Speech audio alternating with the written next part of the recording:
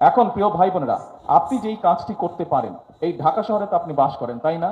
এখানে যতগুলো মানুষ, এই যে আমার হাতের বাম দিকে আপনারা দাঁড়িয়েছেন, সামনে দাঁড়িয়েছেন, এই প্যান্ডেলের বাইরে যতগুলো মানুষ, কম বেশি সবাই তো এই ঢাকা শহরেই বাস করেন, এই এলাকায় বাস করেন, তাই না? তাই তো আপনারা এলাকার তো মানুষ। আচ্ছা, এখন চিন্তা করেন, এলাকাটা যদি পরিষ্কার থাকে তাহলে তো আপনার নিজের কাছেই ভালো লাগবে, ভালো লাগবে না?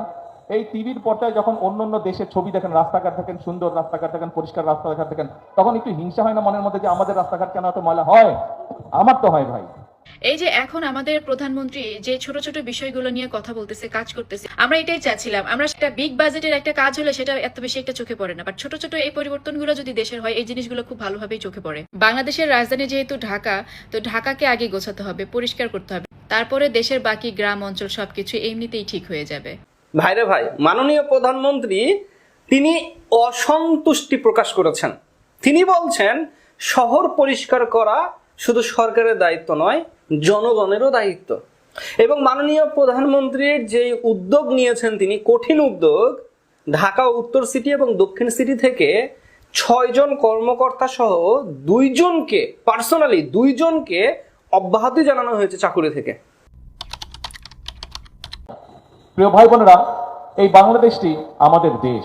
1971 সালে এই দেশের মানুষ যুদ্ধ করে বুকের তাজা রক্তের বিনিময় এই দেশের স্বাধীনতা অর্জন করেছিল। প্রিয় ভাই বোনেরা, মরবীবর্গ, এই দেশের মানুষ এই দেশকে নিয়ে অনেক প্রত্যাশা আছে, তাদের অনেক সুন্দর সুন্দর রঙিন স্বপ্ন আছে দেশকে নিয়ে। কিন্তু এই কথাটাও বাস্তব যে নিজের ঘর যেরকম নিজেকে গুছিয়ে রাখতে হয়, নিজের ঘরের খুঁটি যেরকম নিজেকে গাঁথতে হয় ঘরটি তৈরি করার জন্য, ঠিক একইভাবে দেশকে যদি গঠন করতে হয় তাহলে আমাদের সকলকে কাজ করতে হবে। বিগত 12 তারিখের নির্বাচনে বাংলাদেশের মানুষ ধানের শীষকে ভোট দিয়ে নির্বাচিত করেছে। আমরা দেশের মানুষের কাছে নির্বাচনের পূর্ববর্তী সময় বিভিন্ন রকম প্রতিশ্রুতি দিয়েছিলাম। আপনারা দেখেছেন, নির্বাচনের পরে সরকার গঠনের সাথে সাথে আমরা চেষ্টা করেছি সেই প্রতিশ্রুতিগুলি পর্যায়ক্রমিকভাবে কাজ শুরু করেছি। আমরা প্রতিশ্রুতিগুলি যাতে আমরা পালন করতে পারি তার জন্য পর্যায়ক্রমিকভাবে আমরা কাজ শুরু করেছি। প্রিয় ভাই বোনেরা, এই কাজে সরকার যেরকম তার প্রতিশ্রুতি রক্ষা করবে, একইভাবে আমাদের দেশ, যেমন বলেছিলাম একটু আগে, যে নিজের ঘরের খুঁটি যেমন নিজেকে গাঁথতে হয় নিজের ঘরটি গড়ে তোলার জন্য, ঠিক একইভাবে দেশকে যদি গড়ে তুলতে হয় তাহলে আমাদের প্রত্যেককে স্ব অবস্থান থেকে কাজ করতে হবে। প্রিয় ভাই বোনেরা, এখন হয়তো একজন সাধারণ মানুষ বলতে পারে যে আমি কি কাজ করব, আমি তো আর সরকারের কেউ না।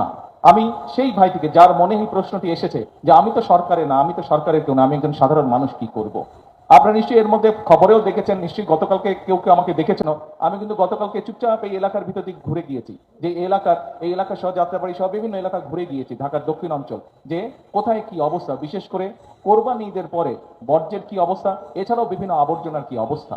এবং আপনারা দেখেছেন যে মোটামুটিভাবে সিটি কর্পোরেশনের যে মানুষগুলো যারা পরিচ্ছন্নতা কর্মী তারা কাজ করেছে, মোটামুটিভাবে অনেকাংশে বিভিন্ন জায়গা পরিষ্কার করেছে, এখন অনেক জায়গা বাকি আছে কিন্তু করেছে। এখন প্রিয় ভাই বোনেরা, আপনি যেই কাজটি করতে পারেন, এই ঢাকা শহরে তো আপনি বাস করেন, তাই না? এখানে যতগুলো মানুষ, এই যে আমার হাতের বাম দিকে আপনারা দাঁড়িয়েছেন, সামনে দাঁড়িয়েছেন, এই প্যান্ডেলের বাইরে যতগুলো মানুষ, কম বেশি সবাই তো এই ঢাকা শহরেই বাস করেন, এই এলাকায় বাস করেন, তাই না? তাই তো আপনারা এলাকার তো মানুষ।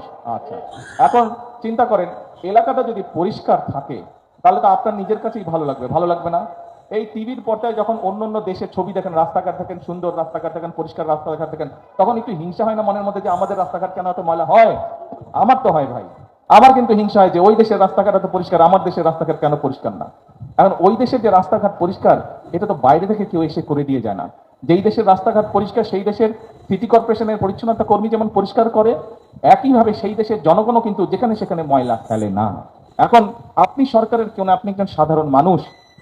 সাধারণ মানুষ হিসাবে আপনি যেই কাজটি করতে পারেন, আপনি যদি এই এলাকার মানুষ হয়ে থাকেন, আপনি চেষ্টা করবেন আবর্জনাটা যেখানে সেখানে না ফেলার জন্য, আবর্জনাটা সঠিকভাবে ফেলার জন্য।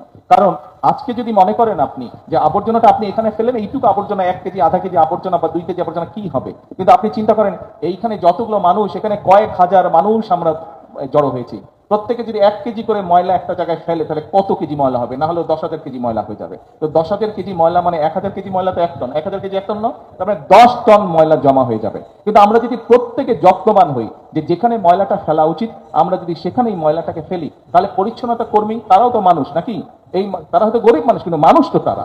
সারাদিন এই রোদের মধ্যে, ধুলার মধ্যে, গরমের মধ্যে এই গাড়ি যায়, বাস যায়, ট্রাক যায়, হর্ন দেয়, তাদেরও তো কষ্ট হয়। তাদের কষ্ট হয় না?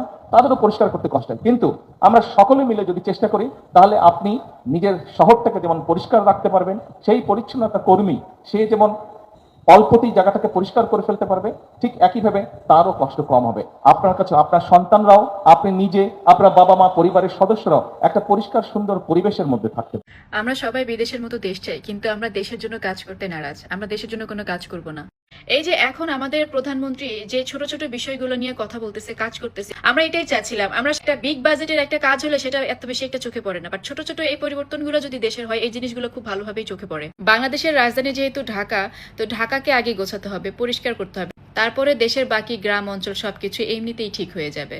আর এগুলোই কিন্তু আমাদের কাজে আসার মতো একটা জিনিস। দেশটা যদি দেখতে সুন্দর লাগে, যদি নিট অ্যান্ড ক্লিন দেখা যায়, তাহলে তো আমার মনে হয় এটাই অনেক কিছু। বিশ্বের প্রত্যেকটা দেশে কিন্তু আমাদের বাংলাদেশকে খুব অপরিষ্কার, অপরিচ্ছন্ন এবং হচ্ছে সবচেয়ে গরিব কান্ট্রি হিসেবে চিনে।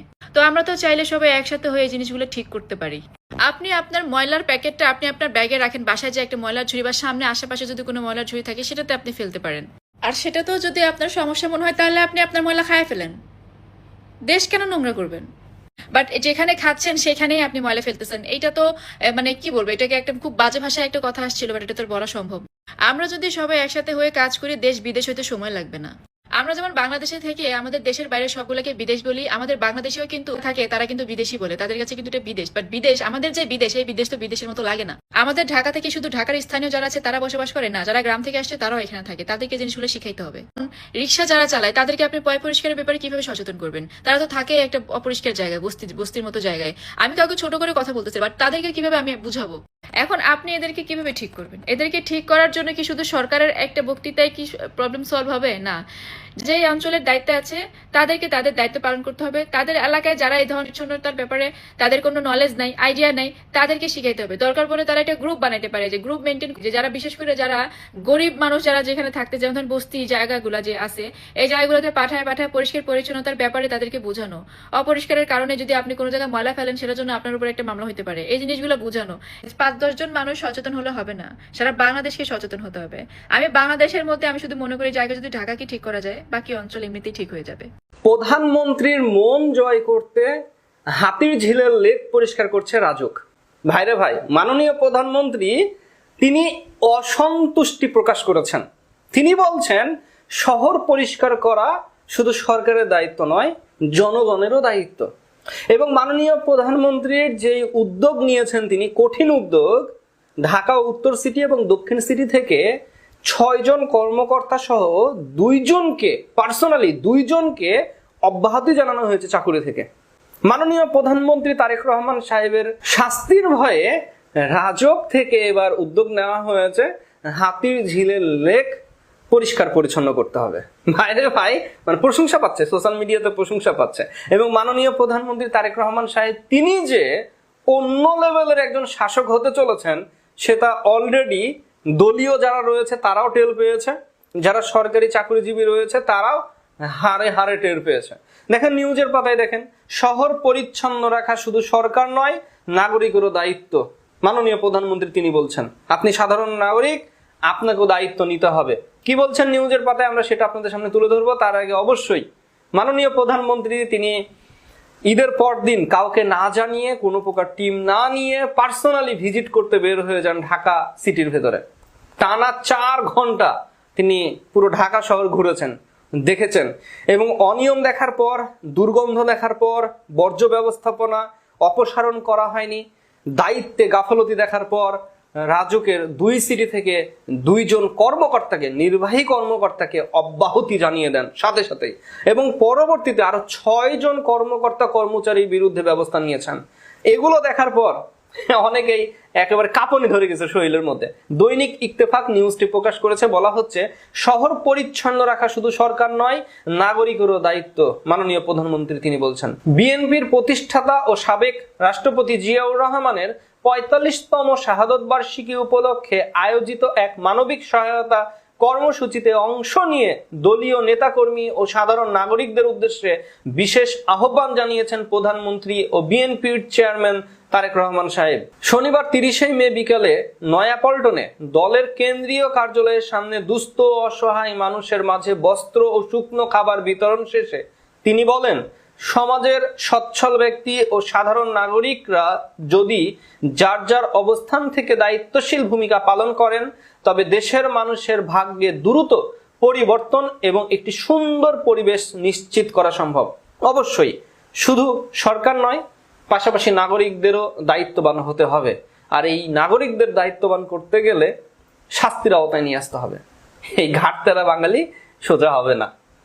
নয়াপল্টনের অনুষ্ঠানে প্রধান অতিথির বক্তব্যে প্রধানমন্ত্রী তারেক রহমান সাহেব তিনি বলেন, দলীয় নেতা কর্মীদের প্রতি অসহায় মানুষের পাশে থাকার জোরালো আহ্বান জানান তিনি। দীর্ঘদিন ধরে দলের সঙ্গে যুক্ত নেতা কর্মীদের উদ্দেশ্য করে তিনি বলেন, প্রতি বছরই এই বিশেষ দিনটিতে বিএনপি অত্যন্ত আন্তরিকতার সঙ্গে অসহায় মানুষের পাশে দাঁড়ানোর চেষ্টা করে। দেশের বিভিন্ন প্রান্তে যেসব মানুষ প্রতিকূল পরিস্থিতির মধ্যে জীবনযাপন করছে, দলের পক্ষ থেকে সাধ্যমতো তাদের সহায়তা করা হয়ে থাকে। আমরা দেখেছি মাননীয় প্রধানমন্ত্রী সাহেব তিনি ঈদ উপহার পাঠিয়েছেন, অসহায় বাচ্চাদেরকে ঈদ উপহার দিয়েছেন, স্কুল টিচারকে ঈদ উপহার দিতে দেখেছি এবং বেশ কিছু উদ্যোগ তিনি নিয়েছেন, কড়াকড়ি উদ্যোগ। সরকারি চাকরিজীবী দায়িত্ব অবহেলার কারণে অপসারণ করা হয়েছে। সব কিছু মিলে বর্তমানে মাননীয় প্রধানমন্ত্রী তারেক রহমান সাহেব তিনি প্রশংসার জোয়ারে ভাসছেন।